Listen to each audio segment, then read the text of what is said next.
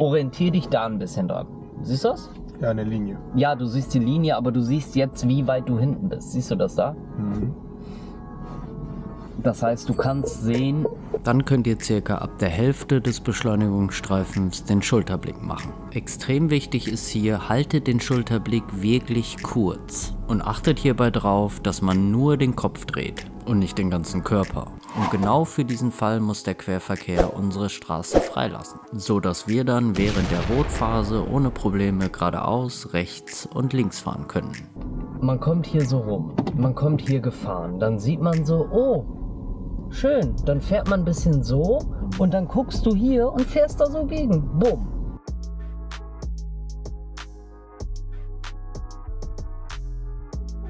Hey Lieben, schön, dass ihr wieder dabei seid zu der ersten Prüfungssimulation in diesem Jahr. Wie immer werde ich auf wichtige Sachen eingehen, so dass ihr quasi genau wisst, was ihr zu tun habt. Probieren.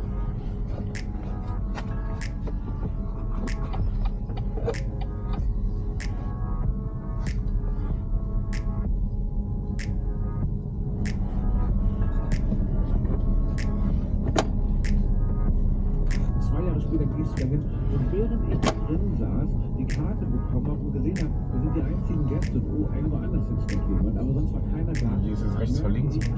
Ja, aber fahr weiter, kannst du so sehen. Ne, kannst Hauptsache der Prüfer will sehen, dass ich da reingucke. Ne? Ja klar, aber Hauptsache, dass da nicht irgendwie einer kommt und du dann vor sein Auto fährst. Ich meine, ohne Witz, ne? Ich meine, ich glaube, du würdest hier noch nicht mal durchfahren, weil das so eine besondere Sache ist, weißt du, weil das nicht ganz eindeutig, weißt du, deswegen. So rechts? Fahr mal besser links.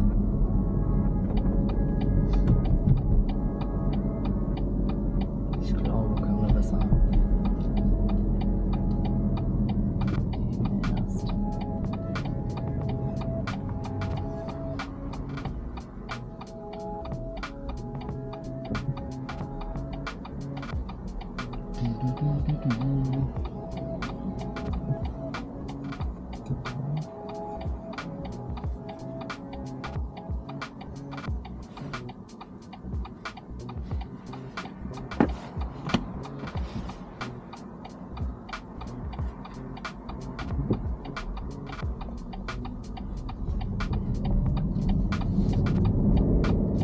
Achtet darauf, dass ihr im besten Fall euch sofort in den rechten Fahrstreifen einordnet. Der Schüler hat sich hier zwar für den linken Fahrstreifen entschieden, aber deswegen muss er jetzt auch direkt einen Spurwechsel nach rechts machen. Ihr müsst hier verstehen, dies ist natürlich kein Fehler, nur weil ich den linken Fahrstreifen benutze. Aber ihr könnt euch das Leben auf jeden Fall ein wenig leichter machen.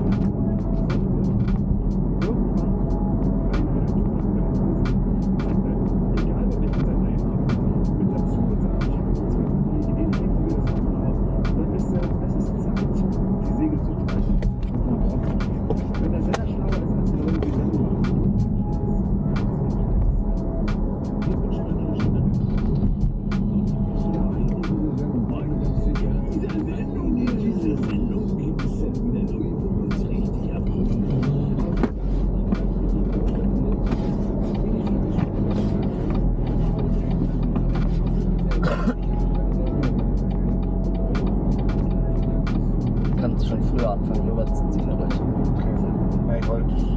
ich sag ja, ab der Mitte geht das klar.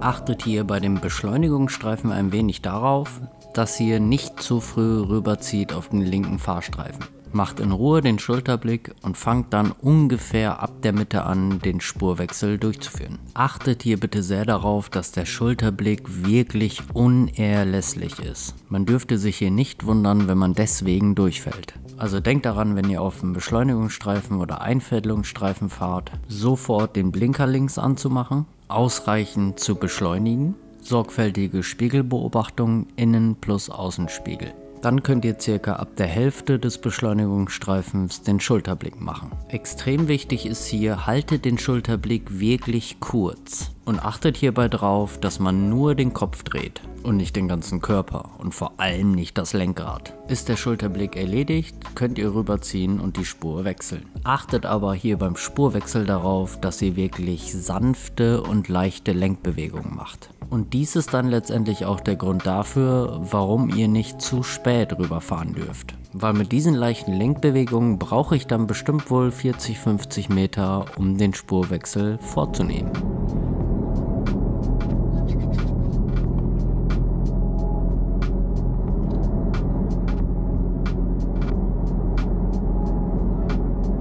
Dann fahren wir links wieder bei der Ampel.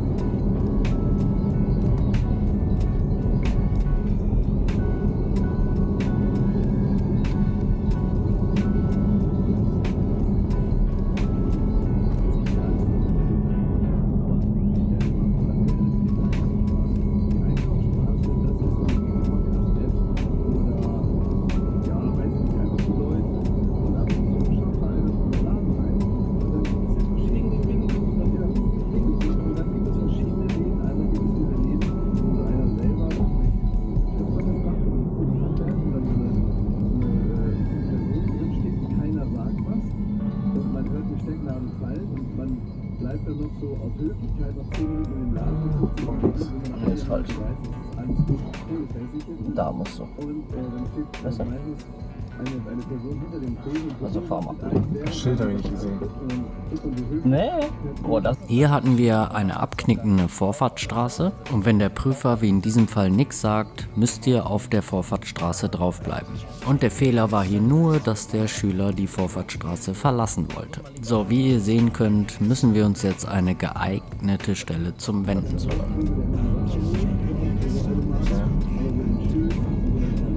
Oder häufig eher.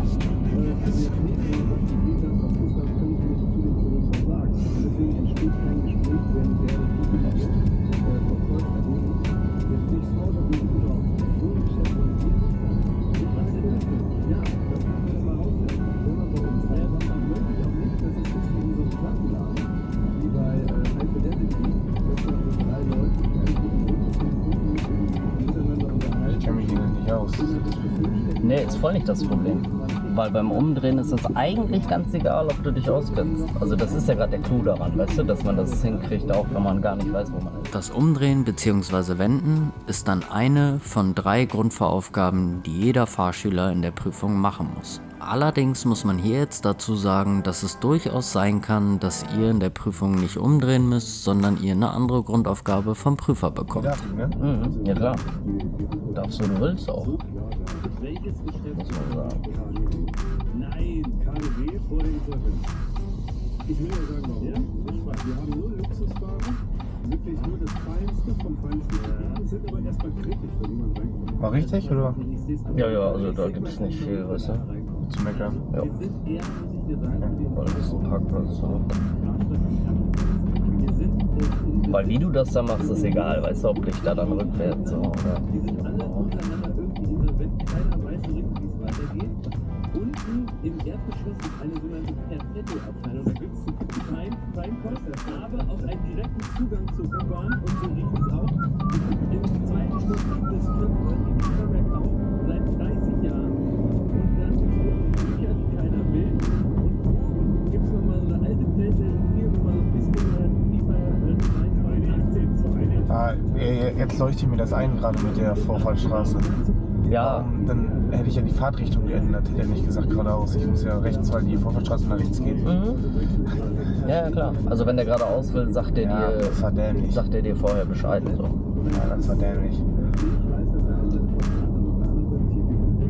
Jetzt muss ich nämlich auch links, wenn er nichts sagt. Genau. Ja. Aber fahr mal nicht da, sondern fahr mal rechts besser. Weil wenn du hier geradeaus siehst, da würdest du durchfahren, weil da Verbotsstraße ist. Siehst du das? Gerade links, aber darf ich ja. Ja, ja, klar. Aber wenn du als Schüler jetzt, Alter, das nicht siehst und geradeaus fahren würdest, theoretisch, Ja. da würdest du dann hier durchfahren wegen Verbotsstraße. Weil hier darfst du ja rein. Da würdest du ja nicht durchfahren, weißt du? Muss mir nicht mal erklären, leuchtet mir ein, das ist mir halt selber eingefallen. Ja.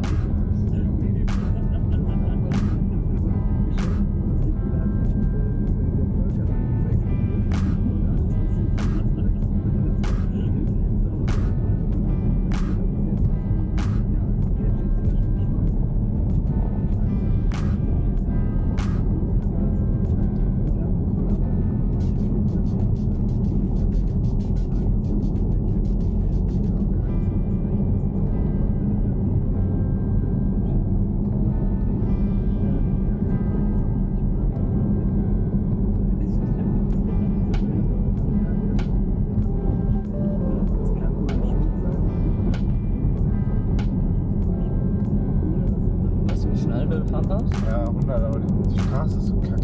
Ja, ja, logisch. Nur du musst halt aufpassen, weil also die meisten Prüfer, die würden aber... Hier haben wir jetzt gleich eine rechts vor links. Da man die rechts vor links aber kilometerweit einsehen kann, würde es vollkommen ausreichen, hier vernünftig reinzugucken, aber bremsen muss ich nicht wirklich. Das kann ich ja nicht sehen, dann kann ich mir das machen. Ja, weißt du denn, dass du noch nicht mal so bremsen darfst, wie du das getan hast? Weil das wäre voll hart. Weil ich das so einsehen kann. Ja, natürlich. Weil du kannst da 17 Kilometer einsehen, weißt du? Also weil das halt so mega... Weil, weißt du, das wäre so ein bisschen Behinderung für den Hinteren, weil der sich denken würde, so, hä, was bremst der? Ja. Dasselbe gilt für die kommende rechts vor links. Sie ist wirklich wieder so super einsehbar, dass ich hier auf gar keinen Fall bremsen muss. Maximal könnte man hier vom Gas runtergehen beim Gucken, aber dann würde ich auch dementsprechend sofort weiterfahren, wenn keiner von rechts kommt. Man muss aber auch dazu sagen, im Sommer sieht das Ganze hier ganz anders aus, wenn die Maisfelder 3 Meter hoch sind. Weil da müsst ihr dann bei den rechts vor links, wo man quasi mit 100 vorbeifahren konnte, muss man dann mit Schritttempo ranfahren. Quasi. Und das ist im Sommer natürlich eine ganz andere Geschichte, wenn die Maisfelder sehr hoch sind. Hier habt ihr jetzt wieder folgende Situation.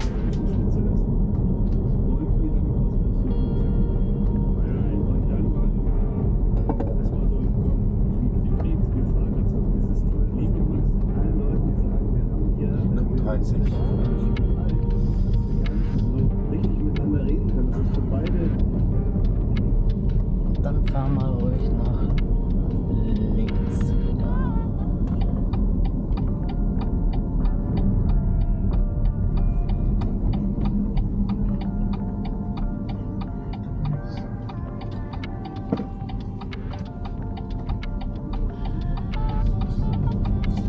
Denk wieder an Schulterblick. Oder immer noch, besser gesagt.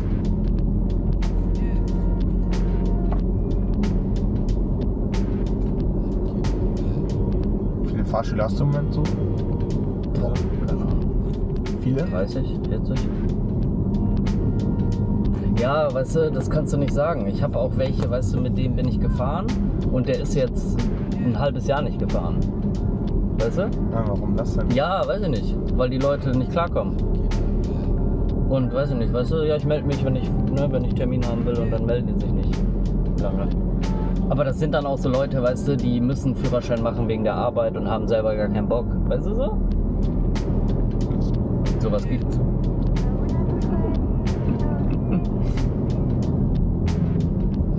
Ja, echt.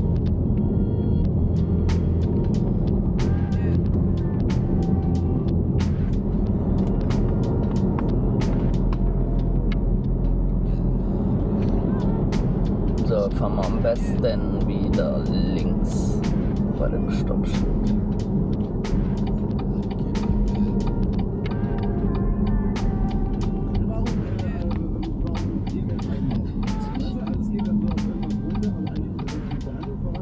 Zu tanken? Nö, das reicht noch ein halber Tag. Ja. Ein bisschen reicht das auf jeden Fall. Aber wo wir gerade schon bei Kaufhäusern waren, vielleicht ein paar Worte in eigener Sache. Ich wurde viel nachgefragt, inwieweit bin ich ursächlich auch für die Insolvenz des KDWs und dann möchte ich diese Fläche nutzen, diese Verkaufsfläche meiner Person, um immer zu sagen, also wenn einer Das ist in der Prüfung meine Zeit. Ne? KDW Ja. Verdienst gemacht hat, Da ist das super. einer der größten auch Unterstützer finanzieller Natur, dann So, du noch von dem. also ich habe den KDW überhaupt nicht, wie auch viele von Gerne. uns haben, auf Ex den Todesstoß versetzt, sondern ich habe das KDW wirklich seit Anbeginn meines 35-jährigen Lebens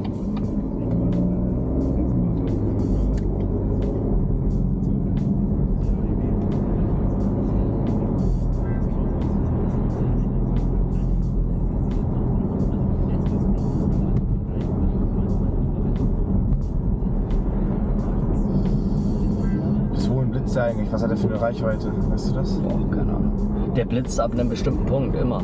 Also der blitzt jetzt nicht mal hier, mal da. War, wenn jemand am Punkt vorbeifährt. Also die haben den auf einen bestimmten Punkt eingestellt. Das geht gar nicht, glaube ich, dass der mal da, mal da. Wenn der fest ist, ne? Wenn die so lasern, dann vielleicht.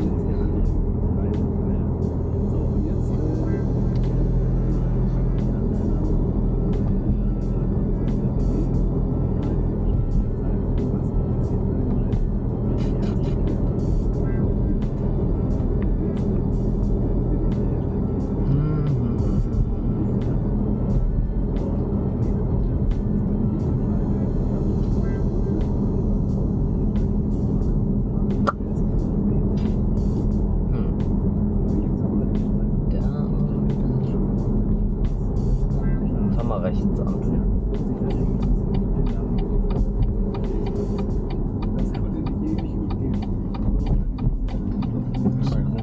Ja. Noch.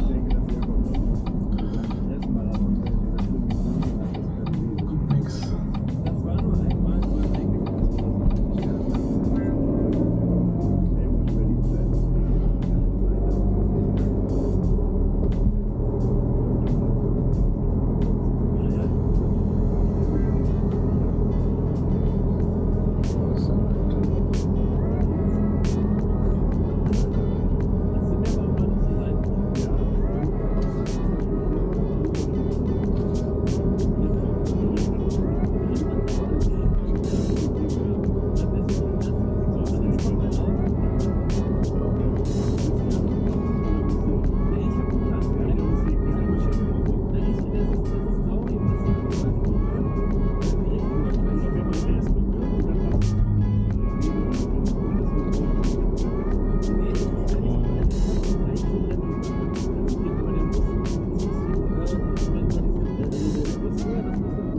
Und dann erste Ausfahrt. Ja, sowas bringt jetzt nichts, wenn wir da so eine ganze Frau genau, sowas.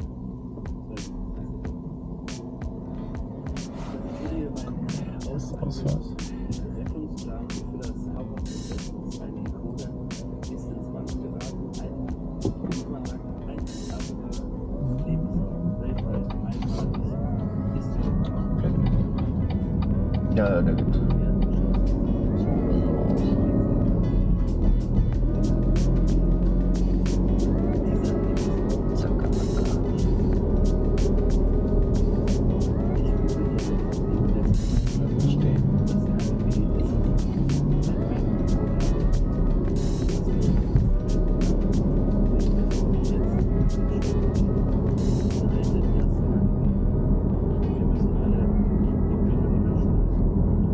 So, und dann fahr mal nächste links. Vor der Ampel. Die kleine Straße. Darf ich schon abbiegen, ne? Ja, Wenn man hier eine rote Ampel mit einer durchgezogenen Linie hat, dann wollen die Prüfer hier gerne sehen, dass man nicht abbiegt, obwohl man eigentlich könnte. Also dürft ihr dann erst bei grüner Ampel abbiegen. eigentlich nicht. Aber ja, stimmt, weil hier die Haltlinie ist. Ja. Manchmal fahre ich die. Kennst du das? Ja. Er hat dich vorgelassen. Ja. Jetzt, wenn du grün hast, wenn er dich vorlässt, darfst du. So wie ihr seht, hat der Gegenverkehr uns in diesem Fall durchgelassen. Nur normalerweise müsste ich hier natürlich voll aufpassen, weil als Linksabbieger hat der Gegenverkehr wieder Vorrang. Für die, die das nicht verstehen oder genauer wissen wollen, ich verlinke euch das oben, da erkläre ich das ein bisschen Da genauer. fahren privat. Ja, aber in der Prüfung Ja. lieber. Ja. Ich meine, die Prüfer wollen es ja auch so. In der Prüfung würde ich es auch so machen. Nur ich meine, das ergibt wenig Sinn, deswegen, weißt du, würde ich das privat. Deswegen habe ich gefragt, weil ich da verwirrt war. Ja, ja, klar. Und dann links wieder.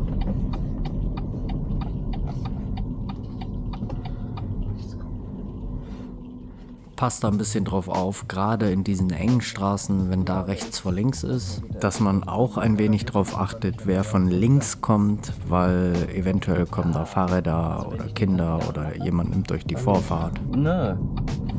Aber es nervt halt auch die ganze Zeit, den Blinker wieder anzumachen, 3-mal. Weißt du? Aber da ich halt auch mit dem Auto fahre, geht der bei mir voll oft aus. Obwohl ich den ganz anmache. Aber.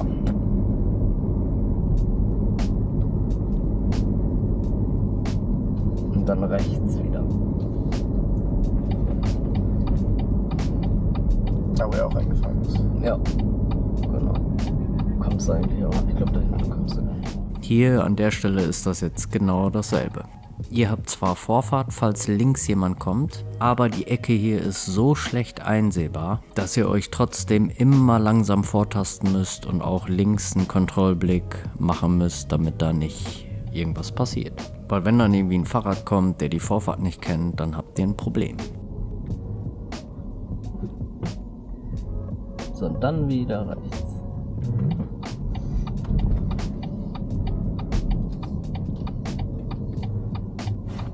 Nix.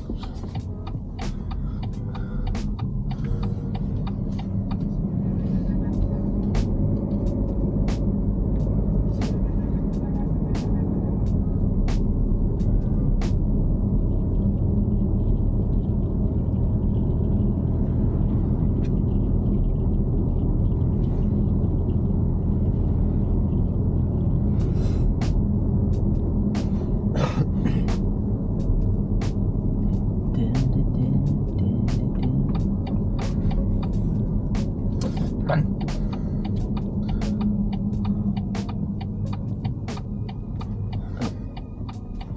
Beim Hindernis ist das natürlich nicht so schlimm, ne? Also, weil nachdem du rausgefahren bist, da kann der Blinker ruhig ausgehen, weißt du? Ja, okay. Nur beim Abbiegen. So, und ich wollte doch mal sicher gehen.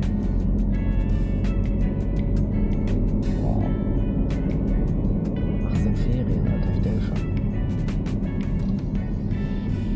Dann fahren wir links auf dem Parkplatz gleich.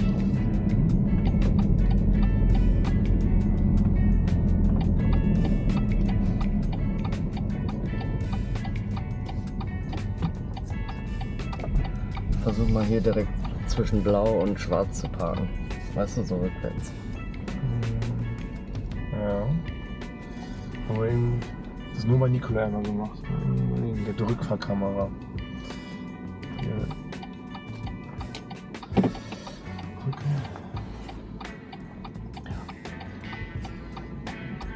Sind irgendwie dran stehen? Ich überlege gerade. Also es ist egal. Fakt ist, du stellst dich hier hin und fährst da einfach rein. Weil das Gute ist wirklich, ne? Weil wenn man das nicht gemacht hat, erklärt man das ja sowieso gleich. Das Gute ist halt, du darfst halt genauso hier immer korrigieren. Verstehst du? Mhm. Das heißt also, eigentlich ist es nur reinfahren und wenn du schlecht stehst, korrigierst du halt. Von daher ist das nicht so schwierig. Oh ja. Ja. Gefühl stehen ist aber so eine Sache.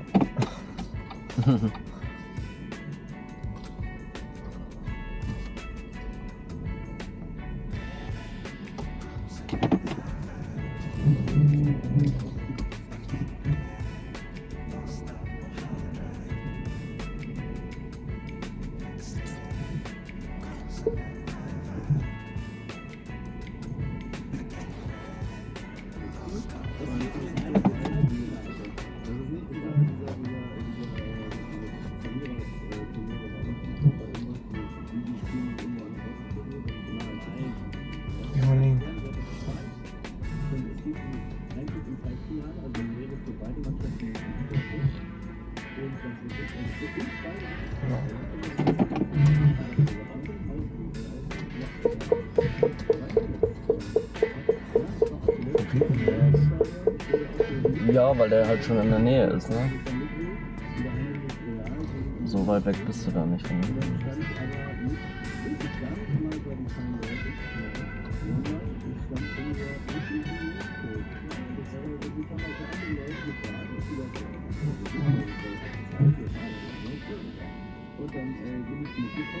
Muss ein bisschen.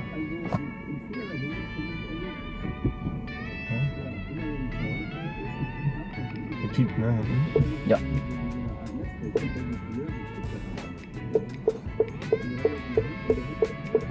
So. Reicht das so? Stehe ich nicht so weit vorne? Ja, das ist so die Frage, ne? Ja, ich kenne das Auto nicht vom Piepen her. Deswegen. Ja, nur musst du verstehen, du musst halt auch parken, auch wenn das Auto kein Pieper hat. Ja, schon klar. Na, also du kannst nicht sagen so, ja, Herr Prüfer, ich kann mit dem Auto nicht parken, der hat keinen Parksensor oder der hat keine Rückfahrkamera. Dann sagt der Prüfer so, ja, auch so. Und wenn Sie kein Geld haben, was machen Sie dann? Sie haben dann auch kein Auto mit Rückfahr, weißt du so? Ja. Was wollte ich jetzt sagen? Ja. Pass auf, guck. Wie stand ich denn? Ja, relativ gut wohl. Dafür, dass man das jetzt noch nicht so oft gemacht hat, stand man gut. Einmal habe ich es gemacht, auch Ja. mit Schalter. Ja. So, pass auf. Mach das so. Du kommst ja jetzt hier rein. Mhm. Orientier dich da ein bisschen dran. Siehst du das? Ja, in der Linie. Ja, du siehst die Linie, aber du siehst jetzt, wie weit du hinten bist. Siehst du das da? Mhm. Das heißt, du kannst sehen, wo das Ende ist. Hier muss ich mich so ein bisschen strecken. Ja, das muss ich aber auch mal. Sehe ich. Wenn die Schüler hier stehen, denken die meistens so, oh Gott, das passt nicht gut. Aber wenn man dann drinnen ist und reinfahren würde und würde sich das von drinnen angucken, so, dann würdest du sehen, ah, okay, Ja, nee, passt. das Und dann wieder rechts. Mhm. Ja, musst du jetzt, Ja. weil da noch gesperrt ist. Kommst du nicht weit.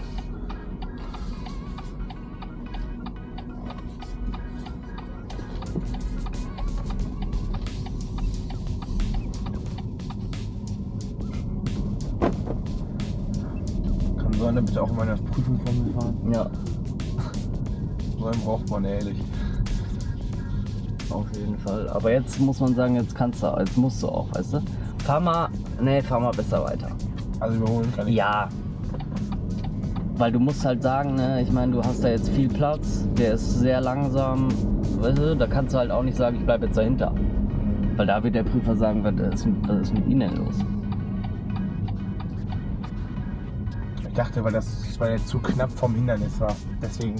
Ja, aber das war dann wieder, weißt du, ein bisschen komisch eingeschätzt. Also du hast da wirklich 100 Mal Zeit, so, das zu schaffen. Dann ist auch das Problem, weißt du, wie schnell hier ist? 50?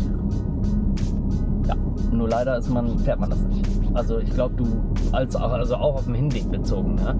Ich glaube, dass man hier kein Mal schneller war als 30. Nee. Und das kommt auch noch ein bisschen hinzu, vielleicht, weißt du, da vorne. Aber jetzt check ich das ja auch mit der Straße. Ne? Ja. Das war vorhin irgendwie nur, weiß ich nicht.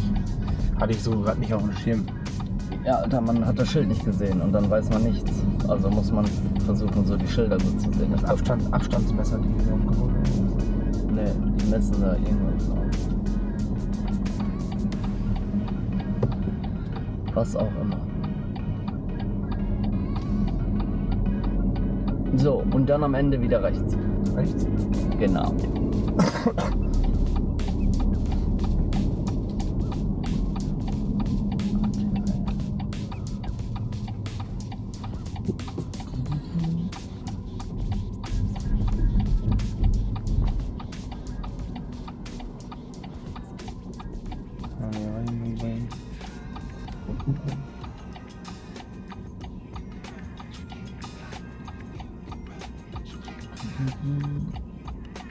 Was macht er jetzt? So, was macht er jetzt? Ja, er wartet da natürlich, weil er hier eine rote Ampel hat.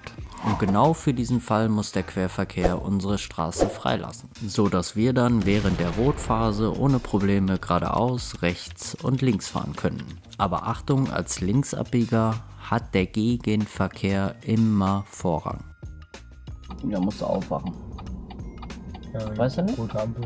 Ja. Ja, aber weißt du nicht, was abgeht? Dass du musst? ich muss fahren. Ne? So, wir sind in dem Fall aber Rechtsabbieger, also können wir vorfahren bis zur roten Ja, weil Ampel. die da, Haben da die Linie zum Warten. genau, also die bleiben da ja für dich stehen. Damit du ja dann da raus kannst. So. Ja.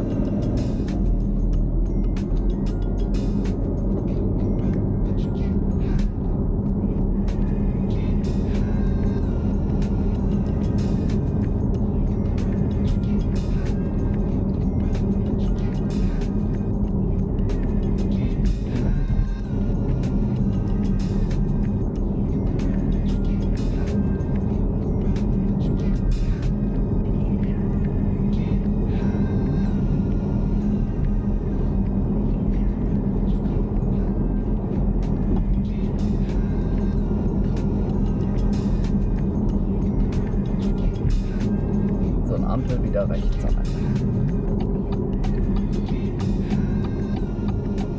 Nur dann muss man danach wieder zweite Ampel links.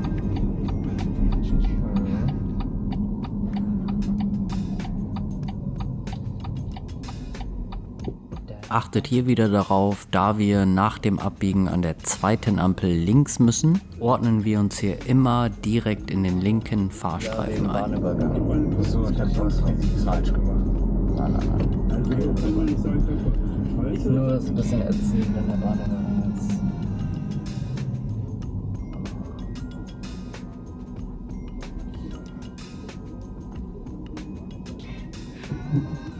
Aber das kann ja auch in der Prüfung passieren. Ich hoffe.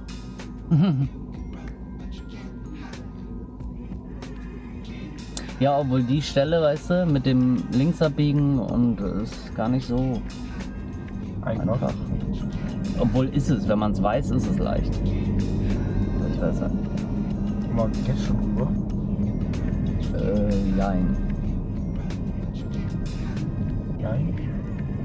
Ja, ich weiß. So, ich zeige euch mal kurz, so geht das hier an der Kreuzung mit den Fahrstreifen weiter. Da wir also an der Ampel links müssen, könnte man sich hier noch direkt links in den Fahrstreifen einordnen. So, das hat der Fahrschüler aber in diesem Fall nicht gemacht, weil er die Stelle nicht kennt oder kannte. Und jetzt haben wir natürlich einen Bahnübergang, beziehungsweise wir müssen da lange stehen und dann kommen natürlich sehr viele Autos von hinten. Es wäre in der Prüfung gar kein Problem, aber ihr macht euch das Leben natürlich ein bisschen schwieriger dadurch. Weil es könnte gleich passieren, dass ihr da nicht mehr links in den Fahrstreifen reinkommt. Eine Viertelstunde weniger, meine ich.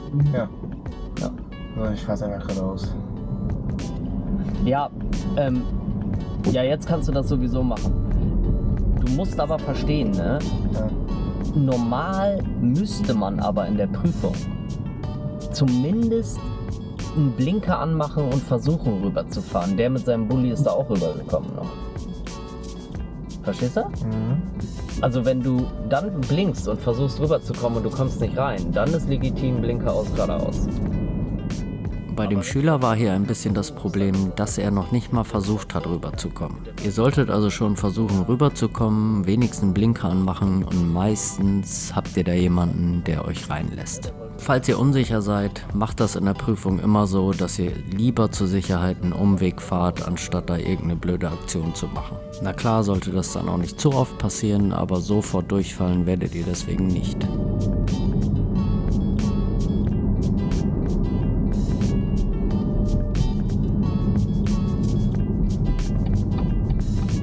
Hier zum Beispiel, ne? Mach Blinker aus, sonst denken die, du willst da links. Da musst du gar nicht wegen dem Hindernis blinken, weil du gar nicht deine Spur verlässt. Verstehst du das? Okay. Also eigentlich muss ich nur blinken, wenn ich halt hier wirklich meine Spur verlasse. Und rechts am Ende. Ich hasse diese Stelle so doll, ne? Die ist so scheiße. Welche Stelle? Hier, die hier. Ja? Wieso? Hier ist doch gar nichts. Also, Ich blink das wieder aus. Ne? Mit den ganzen Zebrastreifen und da muss man alle Leute beobachten. ach so, ja. Ja, das stimmt. 20. Ja genau, und weil man hier so langsam fahren muss.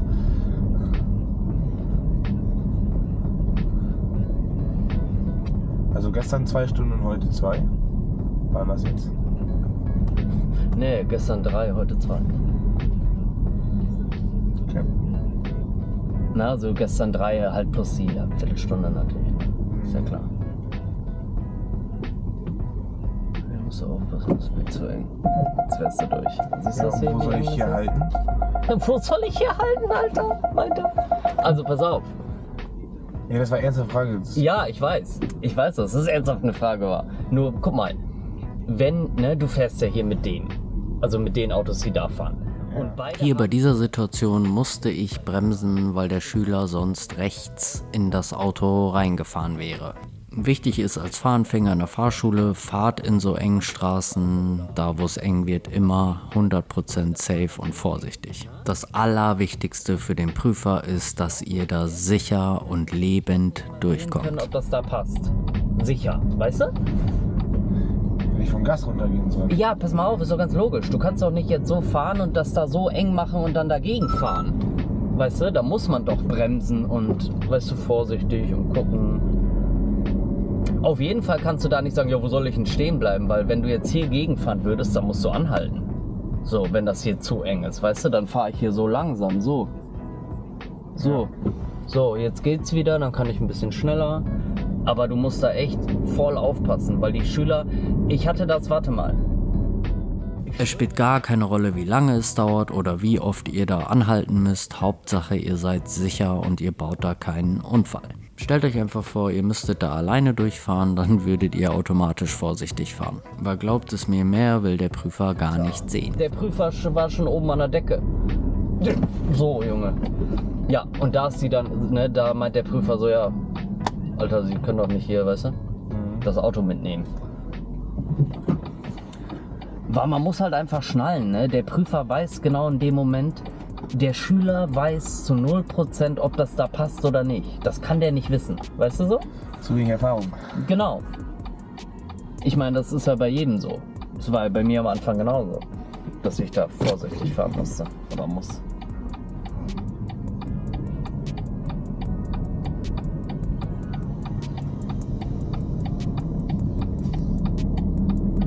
Ja, hier ist ein bisschen strange. Weißt du warum? Also bei der Kreuzung? Wegen diesem Rad.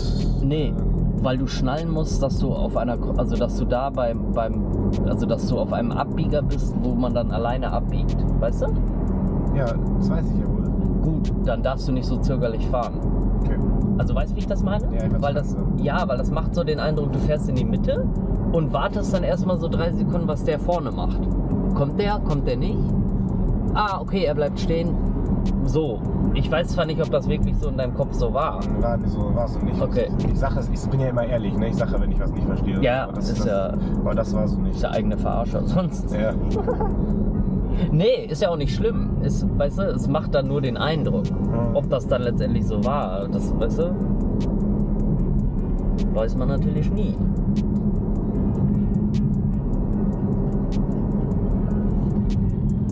Wenn man die Prüfung verkackt, sagt der Prüfer dann direkt, die Situation war scheiße durchgefallen. Nee, kommt drauf an. Manchmal, in der Regel sagt er das nicht.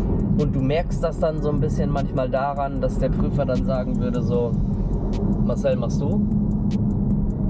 Also mit machst du meint der, machst du den Weg ab jetzt? Verstehst du? Zurück? Ich auch erste Ausfahrt. Ja. Genau. Warum sollst du den Weg zurück machen? Ja, weil, warum soll der Prüfer den Weg zurück angeben? Weißt du? Also, es versteht sich für mich von selbst, wenn die Prüfung dann beendet ist und er sagt hier, weißt du Bescheid, kannst du den Weg machen, ne? Dann sag ich dann ab, jetzt fahr mal hier links, fahr mal da rechts und fahr uns wieder zurück zum TÜV. Und dann merkt der Schüler, glaube ich, schon so, hä? Irgendwas ist seltsam, weißt du, wenn ich auf einmal die Angaben mache und nicht mehr der Prüfer.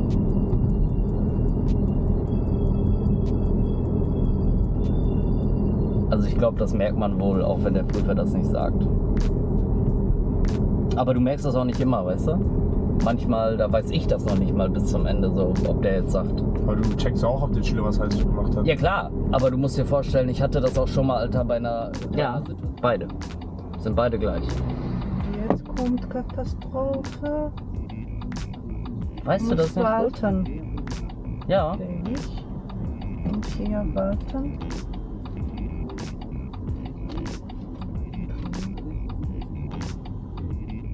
Hier hatten wir jetzt einen kleinen Schülerwechsel, wie man wahrscheinlich mitbekommt.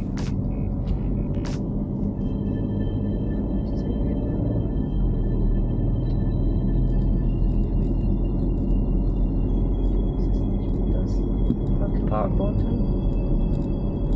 Kannst du sagen, ja. Aber ich würde das auf deiner Sprache machen, ne? Hab ich ja gesagt. Ist dann Ja, es ist für dich. ich habe viel Sprache in meinem Kopf. Ja, das ist schlecht. Also da musst du die Sprache nehmen, die für dich am leichtesten ist. Weißt du? Hier kommt die langsam. Ne, eigentlich nicht langsam. Verstehst du das? Ja, aber ich mal, was ich habe gesehen in deinem Video. 30, ja, habe ich heute das gesehen. Aber warum fährst du da langsam? Weißt du das? Nein. So, jetzt pass mal auf. Lass mal los. Ja. Hier fahre ich 50, Bahnübergang, Gas weg. Ja. So, bisschen bremsen, so, Parkenschild brauche ich nicht, gucken, rechts kommt keiner, links, so, und wieder Gas. So, Bahnhof brauche ich nicht, parken brauche ich nicht, 50 passt, parken, weg damit, so, hier, der ist egal, hier ist Vorfahrtsstraße, weiter, 50 passt, so, weil da hinten war das so. Du fährst. Hier versuche ich jetzt der Schülerin mit dem kommentierten Fahren ein wenig unter die Arme zu greifen. Für den Fall, dass ihr das übrigens mit dem kommentierten Fahren nicht kennen solltet oder ihr nicht wissen solltet, wovon ich rede, dann kann ich euch das wirklich nur wärmstens ans Herz legen. Ich will auch gar kein Clickbaiting betreiben oder so, nur für manche Schüler kann das wirklich der Gamechanger sein. Also wenn ihr wissen wollt, wovon ich rede, dann checkt das Video aus. Ich verlinke euch das oben in den Infokarten. Da steht keiner, der drückt. Dann geht die Ampel nicht auf Rot. Achso, okay. Das muss man wissen am besten, weil, weißt du? Aber jetzt pass auf, ich zeig dir das. Guck, man fährt hier wieder so, Vorfahrtsstraße, okay, Parken weg, Vorfahrt ist klar, so, 50 passt, so, er fährt runter, hier wieder Vorfahrt, so, dann wieder, Ampel. Dann ist so, steht da jemand? Nein, also bleibt die sowieso grün, weil die springt nicht auf Rot, wenn da keiner steht. Also kannst du dann so, weißt du? Weiter. Genau. Und wenn du da dann so auf 30 runterbremsen würdest, das wäre eigentlich nicht gut. Und ich mache das da auch eigentlich nicht in dem Video. Ich Weißt du? guck das nochmal. Ne, deswegen, ich weiß nicht, wieso ich da 30 gebremst habe. Vielleicht war da ein Bahnübergang oder... Weißt du? Ja. Aber nicht ohne Grund nochmal. Okay.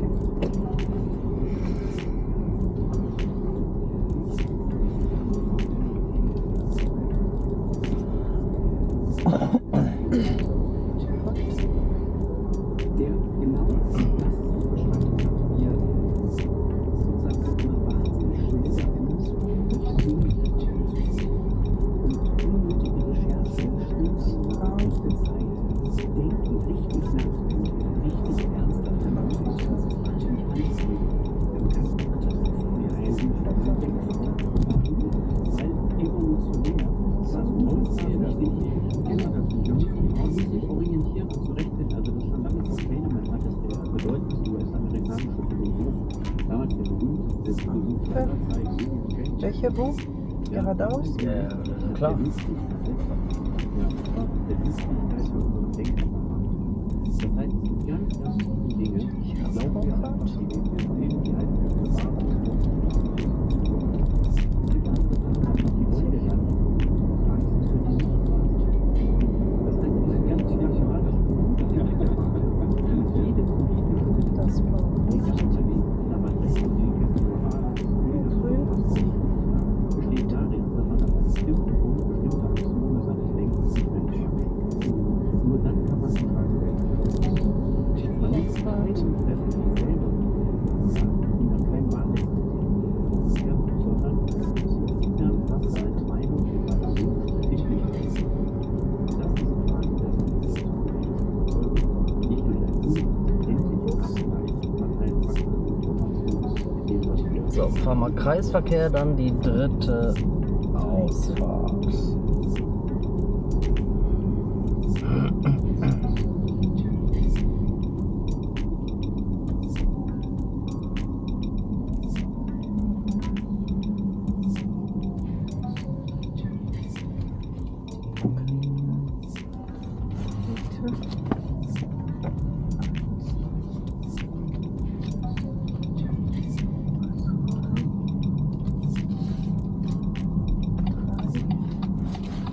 Warte.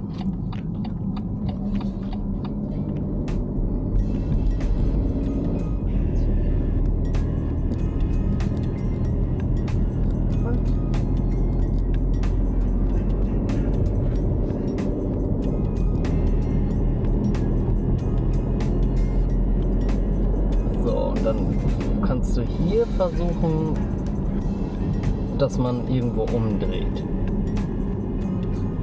Genau. So.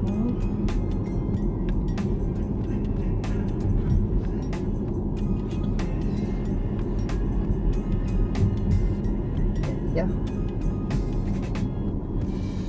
Hier müssen wir uns jetzt wieder was zum Umdrehen bzw. zum Wenden suchen. Wenn ihr euch da was suchen müsst, lasst euch Zeit und macht euch da keinen Stress. So, und falls ihr dann nicht zufällig einen Kreisverkehr, Parkplatz oder Tankstelle in der Nähe habt, dann fahrt ihr einfach so wie die Schülerin in die nächstbeste Seitenstraße hinein. Seht aber zu, dass das möglichst eine 30-Zone oder eine sehr wenig befahrene Straße ist. Und dann macht euch das Leben leicht und sucht euch am besten auf der rechten Seite eine private Einfahrt. Gleich kommt. Gleich von links wieder.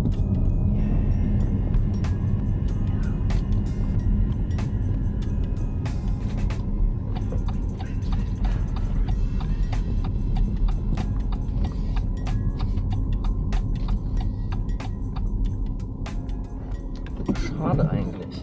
Guck mal, hast du es gemerkt? Ja. Die Was denn? Steinbogen, die- Ja, guck mal ganz kurz. Lass mal los, damit du das siehst. Warum mache ich immer? Ja, kann- ich verstehe das. Pass auf, nicht. kann ich dir sagen. Guck mal, ohne Witz. Pass auf. Man kommt hier so rum. Man kommt hier gefahren. Dann sieht man so, oh, schön. Dann fährt man ein bisschen so und dann guckst du hier und fährst da so gegen. Bumm. Weil du, glaube ich, hier guckst. Oder, weißt Ja, du? ja. Ne, weil du bist halt ein bisschen so gefahren, weil du, glaube ich, hier ein bisschen nah ran wolltest. Aber warte kurz. Guck mal. Nur damit man das wirklich weiß. Ich glaube, das weißt du aber. Ja. Nur guck mal. Wenn ich dann hier so komme und hier ein bisschen so ranfahre, dann muss ich aber wieder hier so gerade. So. Dass ich nicht dagegen komme. Weißt du? So, versuch mal. Weil da wäre man durchgefallen, wegen nix, weißt du?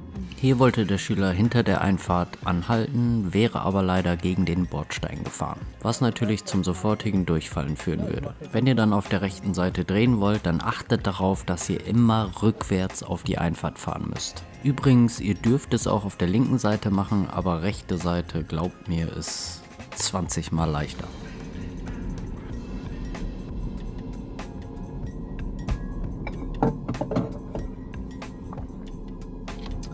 Warte kurz, ich zeig dir eben. War alles gut?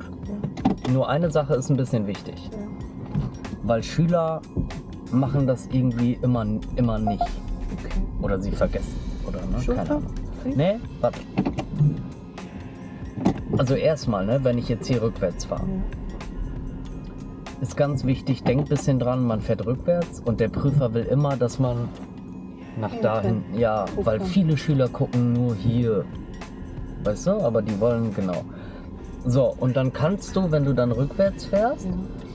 ist auch wichtig, weil viele Schüler das auch nicht sehen, kannst du wirklich sehr gut über die beiden Außenspiegel, da siehst du, ob das passt, ob du reinkommst. Weil viele fahren so und die gucken da gar nicht, weißt du? Und ich weiß ja gar nicht, ob das da auf der Seite passt. Ja. So, und dann komme ich rein, dann sehe ich, das passt. Und jetzt pass auf, jetzt bin ich ungefähr hier und du siehst ja da, ich bin mit meinem Auto jetzt gerade. Ja. So, und du bist aber dann so weiter. So. Ja. Oh, stopp. Aber merkst du das nicht? Ja, hab ich. Wenn ich weiter, dann geht kaputt. Ja, natürlich. Ja. Aber guck mal, ne, darum geht's gar nicht. Es geht darum. Ja. Ich fahre jetzt hier rein, guck, ob das passt. Dann stehe ich jetzt hier gerade und jetzt mache ich die Räder gerade.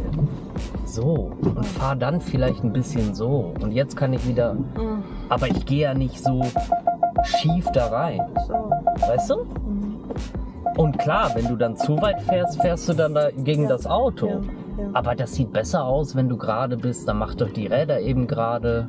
Und dann kannst du eigentlich auch schon wieder raus. Weißt du? So.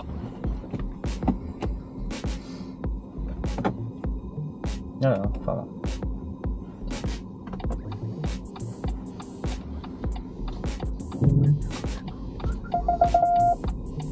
Nein, nein, alles gut.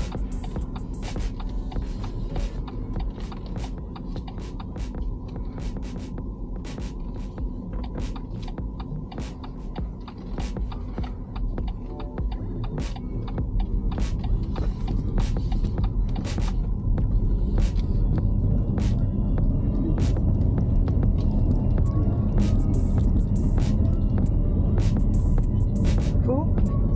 Musst du selber. Überleg mal. Ja. So, okay. Ja, überleg mal nochmal, wo du lang musst. Ja. Lass mal kurz los. Ja, Unten auch. hab ich. Ah, sorry. Weil nimmer. Siehst du, wo dein Fuß steht? Muss hier. Ja, muss nicht. Aber das sieht ein bisschen komisch aus, weißt du? Überleg mal, weißt du, warum Warum gehst du nicht wir. Ja, wieder überleg hin? mal. Aber wie war so? Umdrehen! Ah! Ah! Ja. Umdrehen. Ja klar, du bist doch hierher gekommen. Bist doch selber da reingefahren. So, dann muss ich die gleiche Ja, Richtung genau, wieder guck mal. zurück. Guck mal, der Prüfer hat irgendwo hier gesagt, bitte umdrehen. Ja, Und dann gehst du dahin, also musst du dann wieder zurück. genau. Aber bei sowas sagt der Prüfer dir auch, wenn du Hier war eigentlich gar kein Problem. Der Schüler wusste nur nicht genau, wie man wieder zurückkommt, weil war ja umdrehen, ne? Macht euch da aber nicht verrückt, die Prüfer helfen in so einer Situation auch mal ganz gerne aus. Aber im Normalfall solltet ihr natürlich beim Umdrehen dahin zurückfahren, wo ihr quasi hergekommen seid. Weil ihr biegt ja in der Regel ein paar Mal selber ab. sondern erste Ausfahrt. Ja, erste Ausfahrt, nicht erste Fahrrad. Nee, ich meinte. Achso, erst das Fahrrad. Ja, ja, okay, ich verstehe.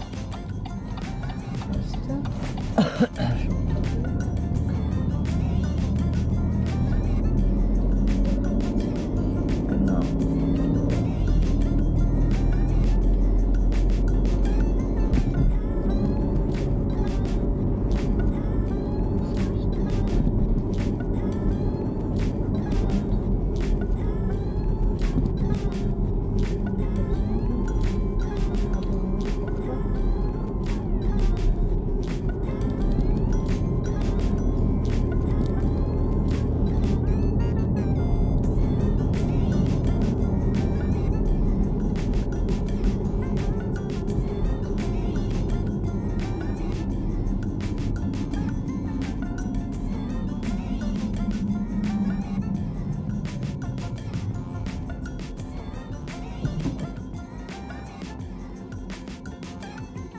So, fahr mal die nächste links.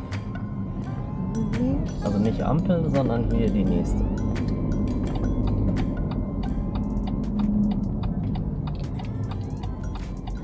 Darf ich warten? Dieses Auto? Ja, klar, darfst du warten. Du musst warten, wenn du glaubst, du schaffst das nicht.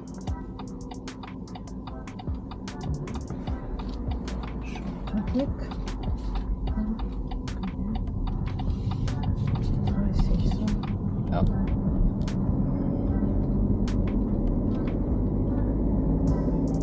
Hier haben wir jetzt 3 bzw. 4 rechts vor links Straßen in Folge. Und der Schüler macht das hier eigentlich ganz gut. Wobei achtet da mal drauf, ich glaube, wenn da rechts aus der Straße wirklich ein Auto kommen würde, wäre ich mir nicht so sicher, ob der Schüler rechtzeitig anhalten könnte. Also würde ich an eurer Stelle eventuell ein bisschen langsamer fahren und da kein großes Risiko eingehen. Weil überlegt mal, euch zwingt doch keiner da irgendwie zu schnell dran vorbeizufahren. Vor allem ist die Zeit ja sowieso euer bester Freund. Falls ihr das mit der Zeit verstehen wollt, weil ich habe da jetzt nicht so die Zeit, vernünftig drauf einzugehen, guckt euch einfach das Video mit dem Reden an, weil da gehe ich auf das Zeitthema komplett drauf ein. Und achte mehr auf dein Tacho. Weil du machst das gut mit dem Reden, aber versuch ganz öfters zum Tacho gucken, 30 passt. Okay, hier ist privat. So, 30 passt. Da parken braucht man nicht. Ist das Straße? Ja. Kein Vorfahrtsschild rechts vor links. Okay. Nee, darf ich was fragen? Ja. Das ist keine rechts vor links? Doch. Ja. Doch, ich habe gerade nur gesagt, da ist Straße, kein Vorfahrtsschild, also rechts vor links. Ach so. So hätte ich geredet, um zu sehen, da ist rechts vor links. Okay. Weil da halt kein Vorfahrtsschild stand. Und eindeutig eine Straße, weißt du? So, und am Ende rechts.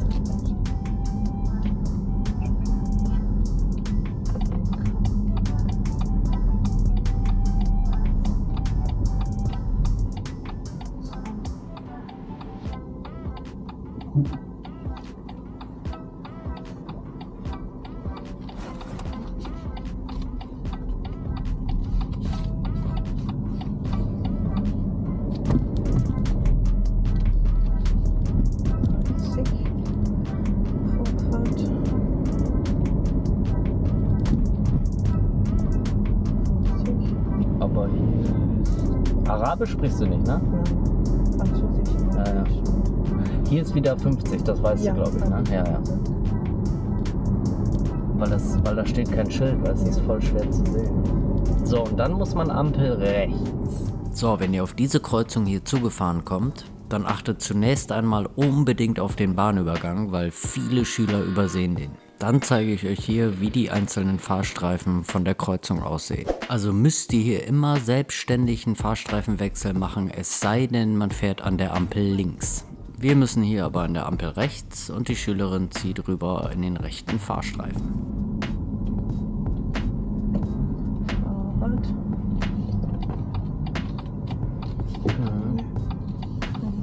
Merkt euch das am besten, fahrt immer am besten direkt in den mittleren Fahrstreifen. Weil der mittlere Fahrstreifen geht geradeaus weiter und der rechte Fahrstreifen geht nur nach rechts. So, der Schüler hat sich dann leider für den rechten Fahrstreifen entschieden, was ja gar nicht so schlimm gewesen wäre, wenn der Schüler es dann selber gemerkt hätte. Aber hört euch doch nochmal eben ganz kurz meine ausführliche Erklärung dazu an. Was machen wir? So, kannst du alles loslassen. Mhm. Hast du das jetzt nicht verstanden hier? Recht.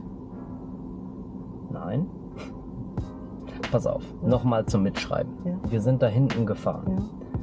Und dann habe ich zu dir gesagt, so, nächste Ampel rechts. Ja. So, dann sind wir da vorne an der Ampel rechts abgebogen. Ja. Und jetzt? So. Jetzt muss ich geradeaus. Ja klar. Also pass auf, wir sind da abgebogen rechts, sind dann hier hingekommen und dann hat der Prüfer nichts gesagt. Also der wollte nur da rechts. Ach so. Und da bist du ja Die abgebogen. nächste dann ist er geradeaus. Ja klar, also wenn der jetzt hier nochmal rechts gewollt hätte, dann hätte der das vorher, glaube ich, schon gesagt. Okay. Fahren Sie mal an der Ampel rechts und nächste Ampel wieder rechts. Mhm. Weißt du, das hätte der dann zweimal gesagt. Mhm. Aber das war ja da nur einmal rechts. Okay. Verstehst du? Ja.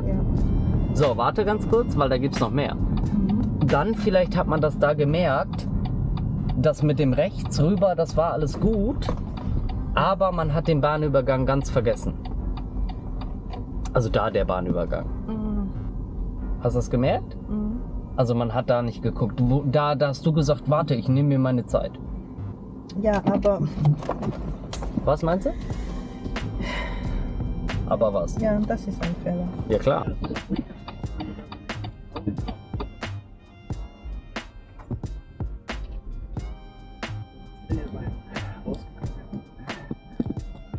So, fahren wir ruhig wieder links. Okay.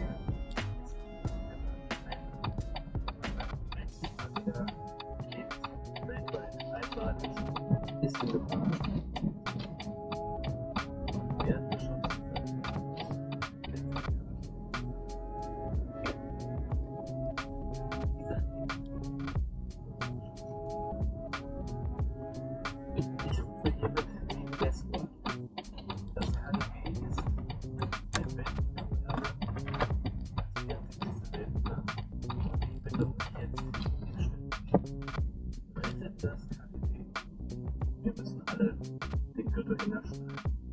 Zusammen. Das ist die Lösung. Das muss ein Weltkultur, das muss wie der Koloss von Rhodos und so.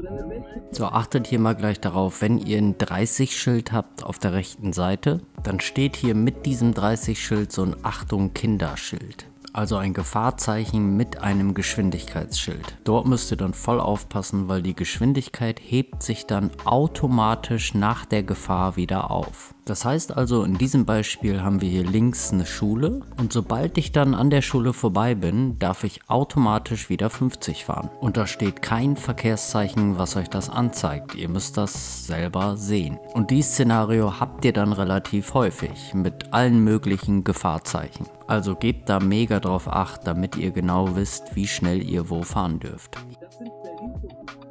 Wer jetzt denkt, dass damit eigentlich nichts am Hut, das Oberpolygon München ist genauso gut, das einzelne Auto.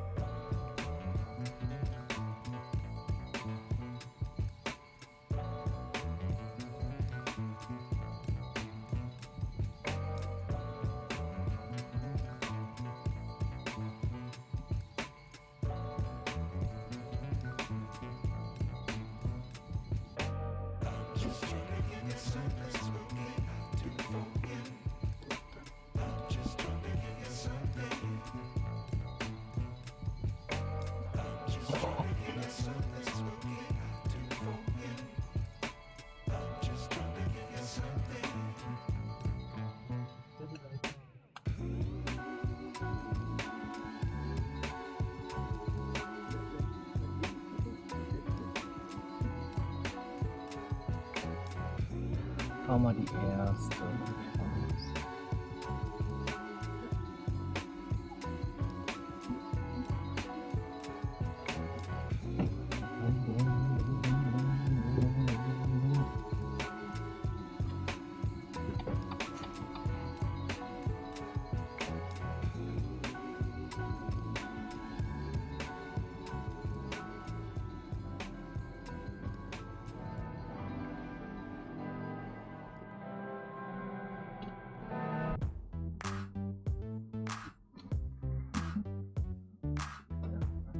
Schau mal rechts wieder. Okay.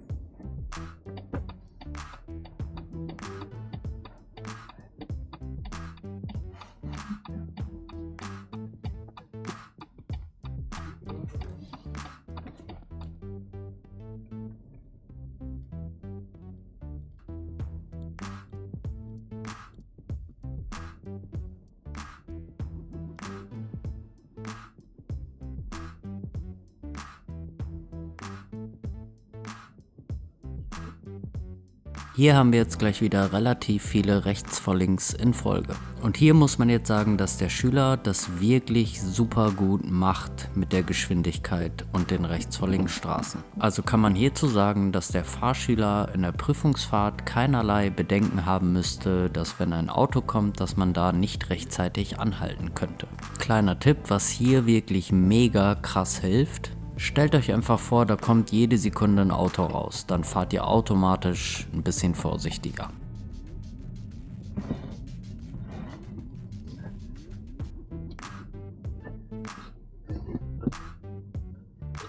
Hier haben wir jetzt direkt hinter dem Hindernis der Verkehrsinsel sofort eine rechts vor links. Achtet hier darauf, dass ihr nach der Verkehrsinsel direkt wieder rechts in euren Fahrstreifen kommt, bevor ihr in die rechts vor links reinschaut. Damit das für den Fall jemand kommen sollte, er da auch rumkommt und ihr nicht im Weg steht. Aber der Schüler macht das hier wieder relativ gut vor, weil man sieht, wie schön er nach rechts zieht. Ne, und dann in die rechts vor links reinguckt. Ich meine, das Gucken könnt ihr jetzt nicht sehen, aber glaubt mir, er guckt. Hier habt ihr jetzt auf der rechten Seite quasi eine Parallelstraße. Also eine Straße, die relativ parallel zu unserer verläuft. Bei so einer Situation wollen die Prüfer auch, dass man nach rechts vor links fährt.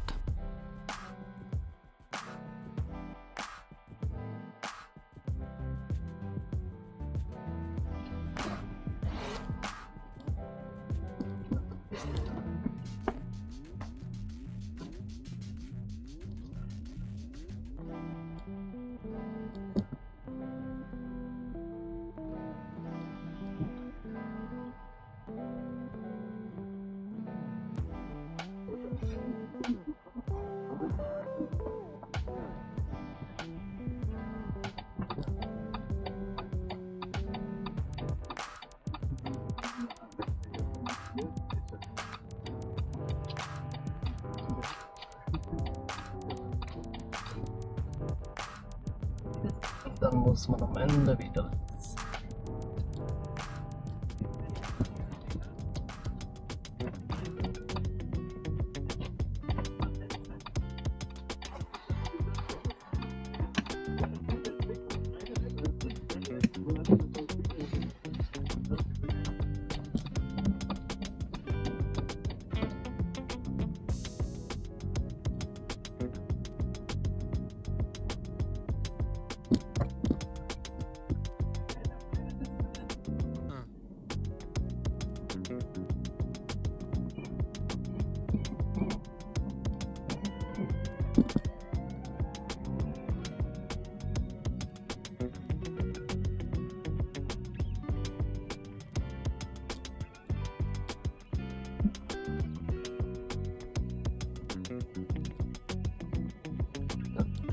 Am Ende, ne, fahr mal links besser.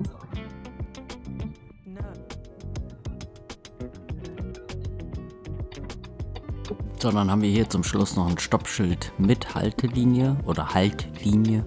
Achtet darauf, dass man wirklich an der Linie einmal richtig zum Stehen kommt. Und dann ganz wichtig, müsst ihr euch vortasten bis zur Sichtlinie, also bis ihr Einsicht in die Straße habt. Stehen wir dann hier vorne an der Straße, können die Radfahrer und Fußgänger, falls da noch welche kommen sollten, hinter unserem Auto lang und wir haben nichts mehr mit denen am Hut. Merkt euch aber bitte hier, Stoppschilder sind so mega wichtig in der Prüfungsfahrt. Ihr müsst wirklich zu 1000% wissen, was abgeht. Sonst fallt ihr da wirklich schneller durch, als ihr gucken könnt. Falls da jemand auf jeden Fall Probleme haben sollte, ich habe ein mega ausführliches Video nur über Stoppschilder gemacht. Das verlinke ich euch wieder mal oben in den Infocard. Das ganz rechts, nächste schwarz.